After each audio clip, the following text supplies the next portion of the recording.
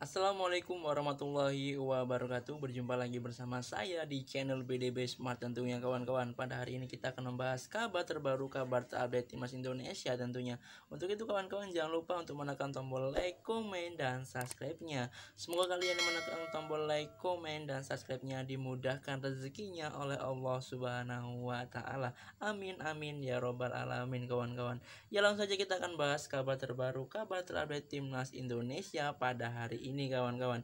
Ya tentunya kualifikasi Piala Dunia tahun 2026 ini sangat dinantikan oleh para fans timnas Indonesia, terutama untuk timnas Indonesia bisa meloloskan diri ke ajang Piala Dunia tahun 2026.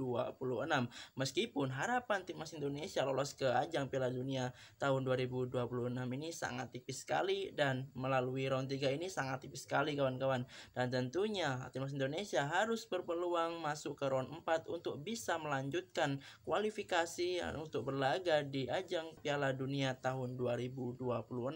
Dengan begitu PSSI juga menyiapkan beberapa bomber yang memang dipersiapkan oleh PSSI untuk memperkuat timnas Indonesia untuk bisa mengalahkan tim-tim Asia yang memang berada di grup yang memang sangat krusial untuk bisa sama-sama ingin meloloskan diri dan bisa bermain di ajang Piala Dunia tahun 2026.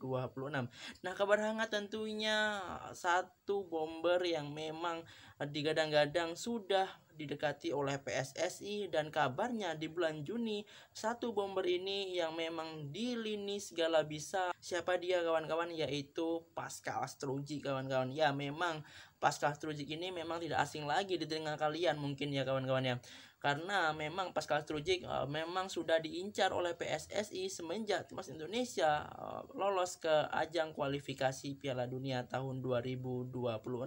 Namun tanggapan PSSI ketika melobi dan mencari informasi tentang Pascal Struijk ini, Pascal Struijk ketika dihubungi ini masih belum menanggapi respon dari PSSI untuk bisa bergabung bersama timnas Indonesia, karena memang Pascal Struijk ini masih fokus terhadap klubnya kawan-kawan. Namun di tahun 2025 ini setelah timnas Indonesia menegakkan kepalanya untuk bisa berlaga di ajang kualifikasi Piala Dunia tahun 2026, Pascal Struijk ini sedikit demi sedikit membuka peluangnya untuk bisa bergabung bersama timnas Indonesia.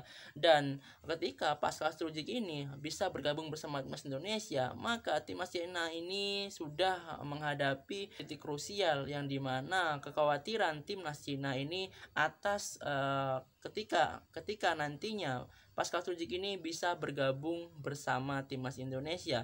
Mengapa demikian kawan-kawan? Karena Pascal Struijk ini adalah pemain yang bisa mengisi berbagai lini yang memang bisa dipertahankan dan bisa juga sebagai penyerang. Dan itulah yang membuat timnas Cina ketika Pascal Struijk nantinya bisa bergabung ke timnas Indonesia membuat kekhawatiran yang sangat besar. Dan juga Pascal Struijk ini jika bergabung bersama timnas Indonesia, maka nilai transfer market dari Pascal Struijk ini adalah pemain yang paling besar, yang dimana transfer market dari Pascal Struijk saat ini mencapai 300 miliar lebih. Dan tentunya itu adalah nominal yang tidak sedikit untuk merekrut dan bisa memboyong Pascal Struijk untuk bisa bergabung bersama timnas Indonesia.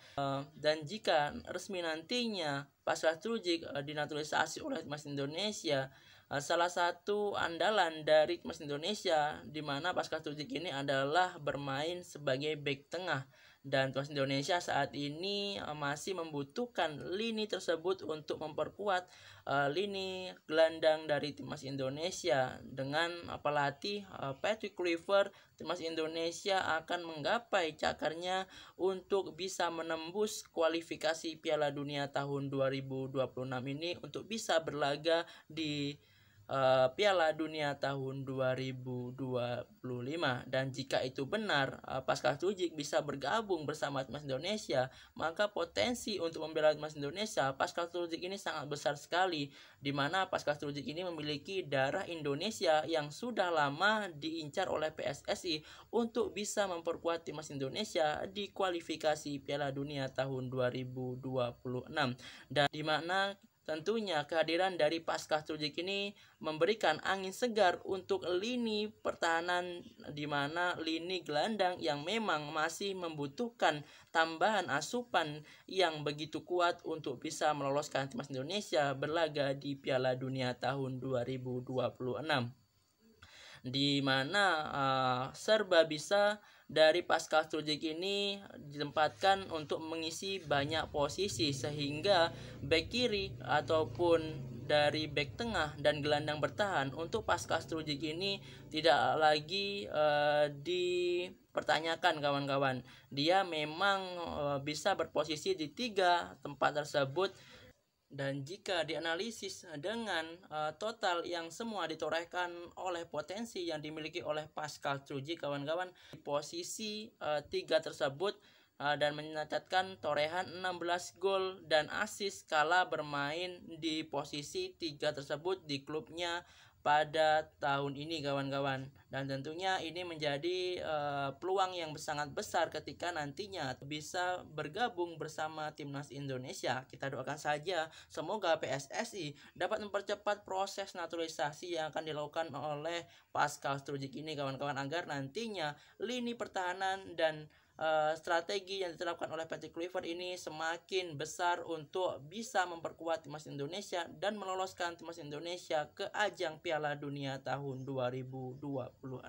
Bagaimana kawan-kawan menurut kalian? Jangan lupa untuk komen di bawah, dan tentunya ini kabar yang sangat terupdate, dan jangan lupa untuk menekan tombol like, komen, dan subscribe-nya. Saya akhiri, wassalamualaikum warahmatullahi wabarakatuh.